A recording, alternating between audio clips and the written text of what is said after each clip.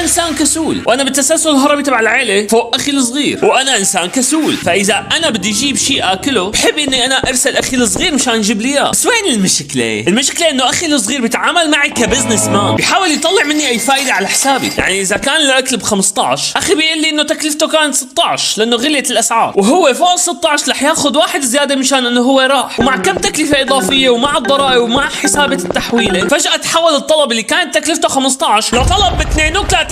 ولما انزل انا بيوم من الايام لانه جاني الحماس لاتمشى بلاقي انه اساسا الطلب ب 10.